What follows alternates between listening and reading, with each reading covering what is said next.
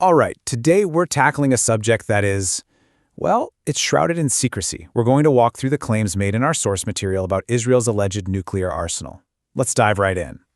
So right off the bat, our source hits us with this incredible image, a secret that could change the world, supposedly concealed in the most ordinary way imaginable. This really sets the stage for a story that's part science, part spy thriller, and all high-stakes politics. Okay, so before we get into the specifics, let's zoom out and get the big picture.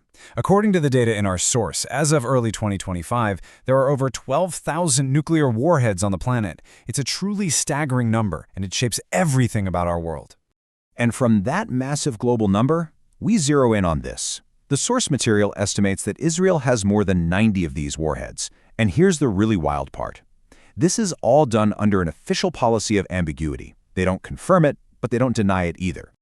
So, how did this all begin? According to the source, this wasn't just some regular military program. It was, from day one, a secret operation hidden from the world. The whole story really revolves around this one place, the Dimona Nuclear Research Center. Publicly, the world was told it was a peaceful facility, maybe for research, but our source argues its true purpose was military from the very start. But to really get what we're talking about, we've got to dig into the science. How exactly do you build a nuclear weapon? Let's break down the physics as it's laid out in the source. It all comes down to one word: fission. This is the reaction that unleashes the unbelievable power locked inside an atom. When you split a heavy nucleus, like uranium, the energy released is literally millions of times greater than any normal chemical reaction. It's just a completely different scale of power. So here's how it works. A single neutron hits a uranium atom. That atom gets unstable and splits, and boom, that's your energy release. But here's the kicker. It also releases more neutrons. Those neutrons then fly off and hit other atoms, which split and release even more neutrons, and on it goes. That's your explosive, self-sustaining chain reaction. Now, according to the text, if you want to build a bomb, you basically have two options. The first is what it calls the hard path, enriching uranium. This is incredibly difficult, technically speaking. You need thousands of special centrifuges just to separate out the right stuff. The other option? Producing plutonium. Our source calls this the filthy path. It's chemically simpler, but it creates some of the most dangerously radioactive material on Earth. So here are the key ingredients for that chain reaction. You need what's called a critical mass. For uranium, that's around 15 kilograms. But for plutonium, it's much less, maybe as little as 5 kilos. And then you see lithium-6 on there. Well, that's for playing in a whole different league. That's a key ingredient for H-bombs, or thermonuclear weapons. Okay, we've got the science, but the big question remains, how could a project this massive stay secret for so long? Let's get back to the story, because the source lays out what it calls a decades-long campaign of misdirection and cover-ups. The narrative kicks off in the late 1950s. The claim is that Dimona was built with secret French help.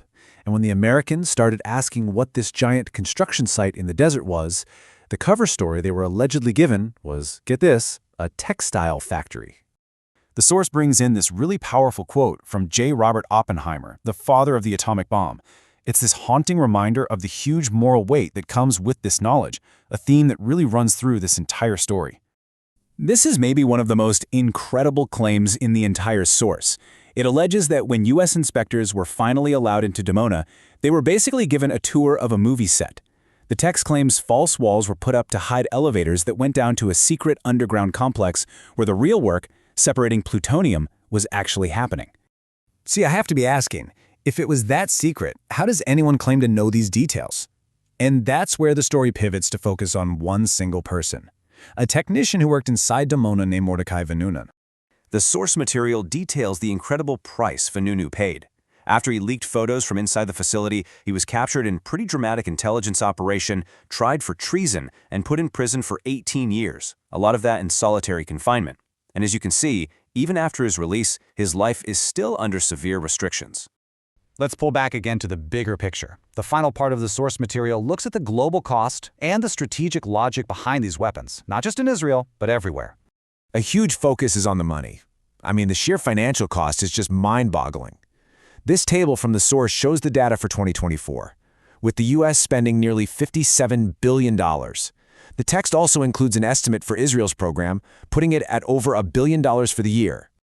Yeah, this chart really puts the scale of that spending in perspective. You can see how the US alone just dwarfs the next several nuclear powers combined. It highlights the massive resources being poured into maintaining these arsenals. And here's the point the source really wants to drive home. It's about opportunity cost. It presents this truly powerful comparison, arguing that the global budget for nuclear weapons could be used to solve some of our most urgent human crises. The money spent in 1 year could have fed hundreds of millions of starving people for almost 2 years. Just let that sink in. So why do it? The main justification is always deterrence. The source includes this quote from former Israeli leader Shimon Peres, and it perfectly sums up the logic. Just the possibility that you have the ultimate weapon is enough to stop anyone from launching an existential attack. The ambiguity itself is the strategy. But the text immediately counters that logic. It brings in this quote from a former commander of U.S. nuclear forces, General Lee Butler, who called nuclear deterrence a flawed idea. He argued that it relies way too much on the assumption that leaders will always act rationally, especially in a moment of absolute crisis. And that is a terrifying gamble. And that brings us to the question this source leaves us with. It challenges this whole fallacy of silence, of ambiguity. It asks whether a secret this huge can, or even should, be kept forever. We end on this final, pretty provocative statement. It argues this isn't just about one nation's secret program, but about the world's collective choice. It really leaves us to think about the consequences of both looking at and looking away from the nuclear shadow.